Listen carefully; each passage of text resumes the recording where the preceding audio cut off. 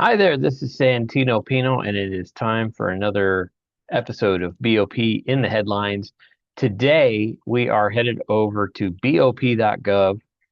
So the Bureau of Prisons posted, I don't know what to really call these, a blog post, news update, probably a news release is probably the best term for it on Second Chance Monthly Spotlight Financial Literacy. So widely accepted is April is Financial Literacy Month.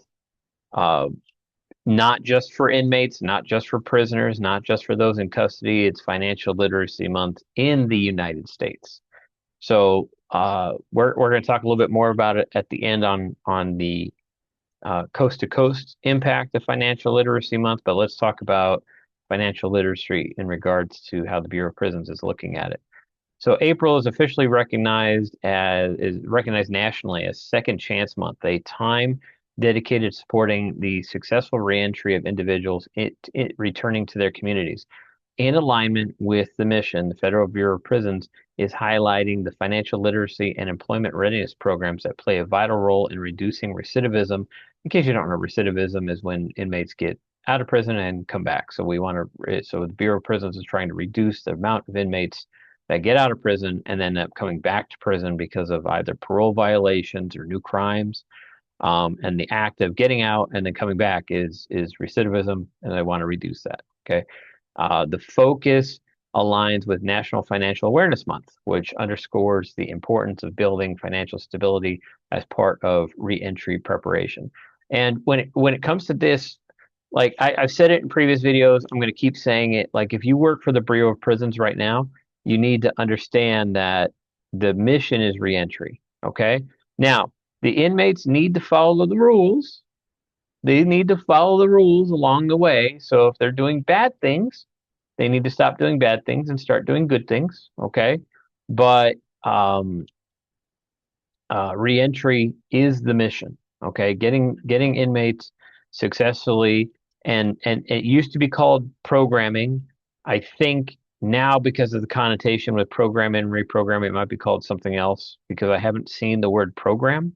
Well, I've seen programs, but there was I don't know when the connotation of programming being like trying to change how a society operates came in, but it just used to be called programming. The stuff that the inmates could do in prison. So I think it's funny. It's funny how words change over time, right? Um, just yeah, there's a lot of examples. Through the First Step Act and Second Chance Act, the BOP continues to expand access to meaningful education, particularly in financial literacy. The 2018 reauthorization of the Second Chance Act increased grant funding for financial education and supported continued access to Pell Grants for eligible incarcerated individuals. These work resources help address significant needs. More than 88,000 individuals in BOP custody have an identified finance or poverty related need, and over 93,000 require employment assistance. And I want to throw some out because all those are good things. Okay, all those are good things. None of those things need to go away. If programs, if different jobs have money that they can donate to a program, if it works for them in a way that they can give money to programs at the Bureau of Prisons that helps them out financially, so it probably becomes a tax write-off because of donation or something like that, and also provides programs for inmates, that's great. That personally, I think. Now, one of the things I think should be factored in, and I don't think it is, okay, because a lot of those dollars are used just for the infrastructure in regards to the programs, sometimes bringing in an instructor if necessary. But one of those things when it comes to the budget that I don't think is done, and I could be wrong, and maybe somebody will tell me I'm wrong, but I don't think I'm wrong on this one, is that when this money is donated to the Bureau of Prisons to support increasing programs for inmates, I think the budgetary factor of staff needed, of the Bureau of Prisons need to provide staff for that, I think part of that money should be carved out to provide hourly wages for the staff involved, reducing budget, right? So if somebody is saying, hey, we're donating this money for this housing program, okay, that's going to exist. Like every now and then when they build a facility, they have what end up being called multi-purpose rooms where there was a full intention of probably using this room or large area while the prison was being designed, and then maybe the mission changed, or maybe it seemed inappropriate. Now, the reason that this happens so often, okay, the reason that there are so many per se extra or empty rooms in the Bureau of Prisons new facilities is that they have the standard model of USPs and FCIs. Okay, so they build just about with some changes based on environmental needs. Okay, but the overall design of their new FCIs and USPs is generally the same when they build a new one. They have a design for it. Okay, now you build the same facility in New Hampshire that you build in Arizona. Okay. So you build two of the same facilities. Well, New Hampshire is frozen half of the year, so most of their work programs need to be inside, right? And so they're going to use their interior space a lot more than Arizona, which really every day of the year you can be outside, so you can have more outside work programs, which makes more sense. So but if they're getting money and they can use one of the unused facilities, one of the unused areas, and provide a program for inmates that helps them get back onto the streets with a skill set, that's a good thing. But I do think you should carve out some of that money to allow, to balance out staffing costs, right? And it's just one of those little things that over time saves you a little bit of money, right? I think anybody donating money to a program understands in prison, you're going to have to fund the people that are going to supervise the program as well. It's not like we can just throw, I'll just use this example. Let's say they're doing, internal fabrication where they're building walls or, drywall work or something like that. Like you can't just throw that stuff into a room and expect inmates to learn how to do it. You need to provide staff members that can teach that and staff members to supervise the security of it, right? So yeah, I think if you shave off some of the costs from those grants and apply it to that, you could save a little bit of money in the budget. And you have to do those little things. Is somebody hearing that from me right now that doesn't work for the Bureau of Prisons or may not be familiar with how government budgets work? Why don't they just take the money? Why don't they just put the staff in there? Well, everything costs money, and every dollar that's spent needs to be accounted for, right? Like I had a government spending credit card. Okay. We weren't allowed to use it unless we were using government travel. We need to have an order to use it, right? But I remember there was one thing that I had to use it for that I was authorized to use it for. It was like $300. And so I'd been given authorization. So, and the reason I say that so many times is do not use your government credit card unless you're authorized to use it. Okay. And I was authorized to use it in this case. But it was like 6 months of like receipts and paperwork and all that stuff after they're the ones that gave me the order to purchase this thing. And I was never in any trouble. It was just all the paperwork that went along with it. It was ridiculous.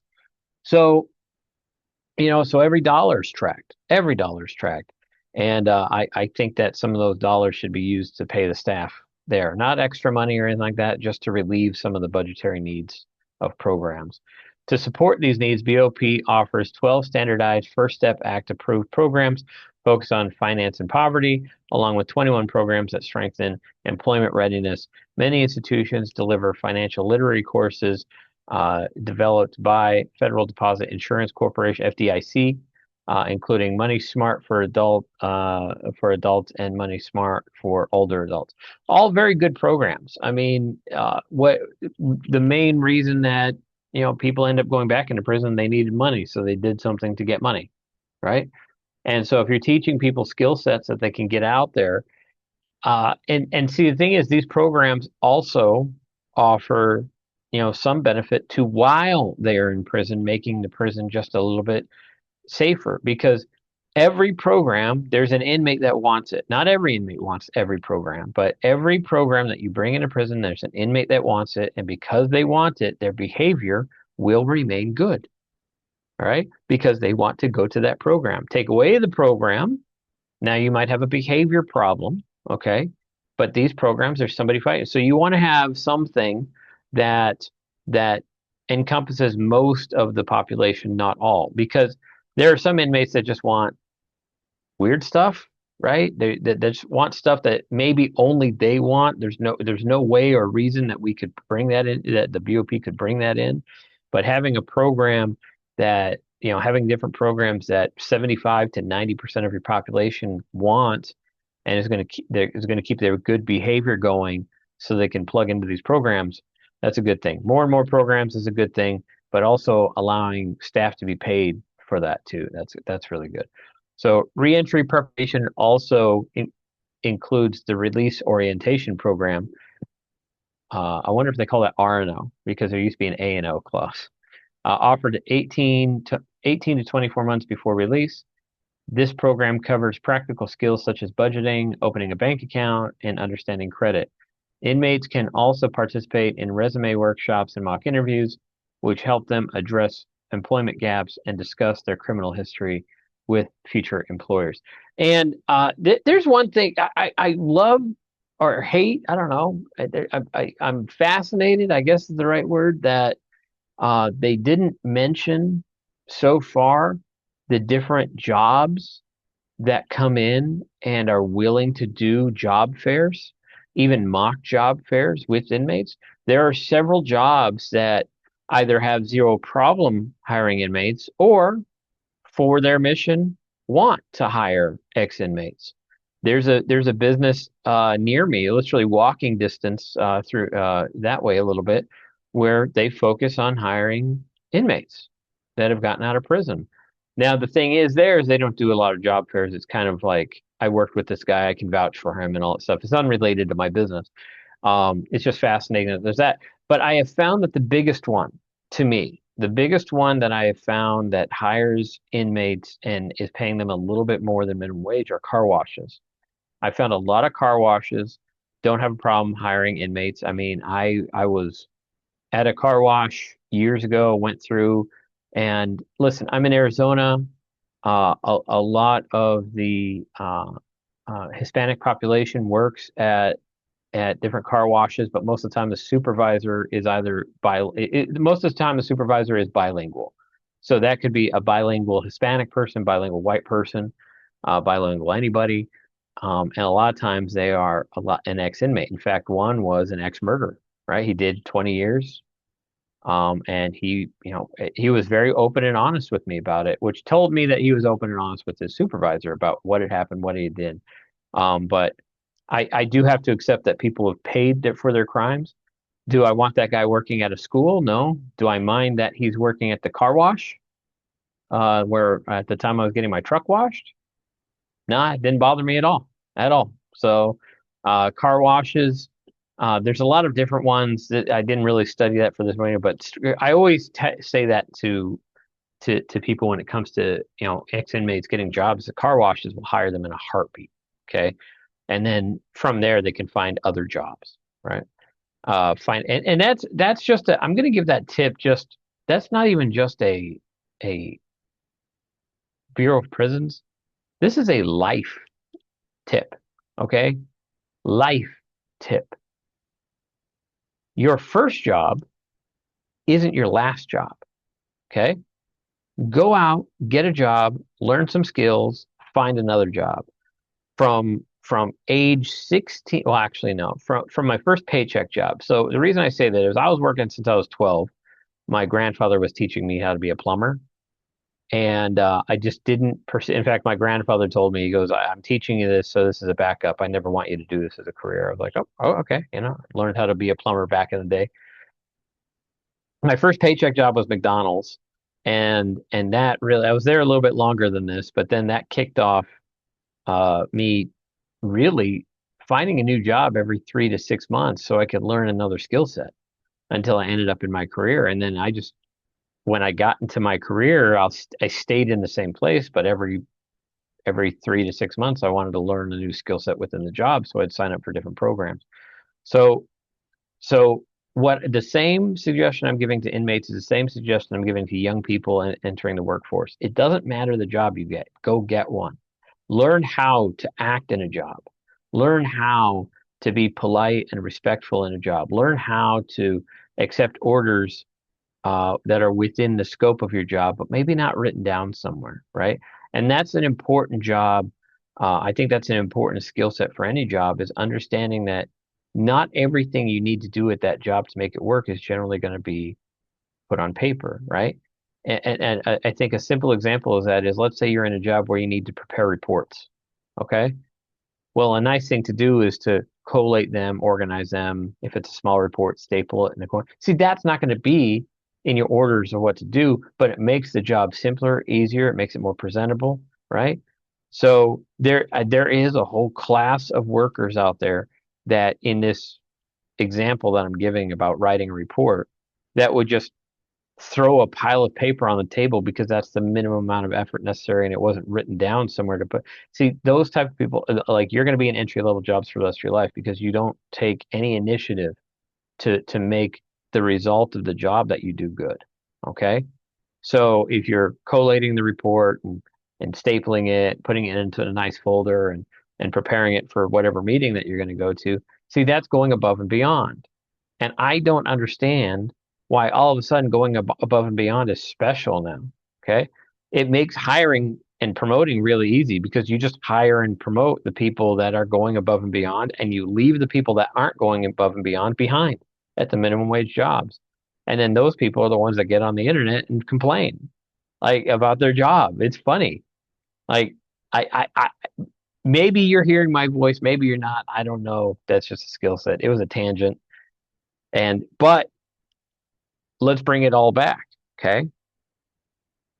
Anybody that has heard my tirade about people getting jobs, most of you were probably like, it does make sense, right? Well, see, the thing is that you have people, you have adults, you have people that are much, much older that have the same view of a job. They really don't know what it takes to keep a job. And those are little things that need to be taught. And so, if anything, reentry programs like this, they might come out as a better quality worker than a 17 or 18-year-old that's just coming out of their parents' home, right? So, financial stability and employment are essential to successful reentry. By expanding access to these programs, BOP continues to support individuals in building the skills. As we continue to observe Second Chance Month, additional information, the First Step Back, can be available on their First Step Back page, which I will probably do a video on their First Step Back page because I'm fascinated by it right now. I'd love to see it. Now, before we go, I want to talk about, oh, that's not text, financial literacy. Okay. Financial literacy is not just for inmates. It's not just for criminals. If you're seeing this, if you're watching this, financial literacy is for you. April is financial literacy month. If you have any TSP questions whatsoever, if you have any TSP questions, call me. My phone number will flash at the end of the video, and then give me a call. Let's have a conversation about your TSP. If you got some out of this, or you've enjoyed my videos, which there's, I've only been doing these a couple weeks now, and I'm starting to see that some of those subjects are starting to get some attention. There's a lot of views that people are revisiting, a lot of videos that people are revisiting, going over. I was given this compliment the other day that one of my clients that works for the Bureau of Prisons told me that one of the videos was getting forwarded. I took that as a compliment. I was very happy about that. So he said it was a great video. So I'm going to keep pumping these out, hopefully get some value out of them. And this has just been a talking head podcast. But if somebody wants to come on and have a conversation, would love to have that as well. So again, TSP questions, you know who to call. That's me. And I'll see you next time that BOP is in the headlines.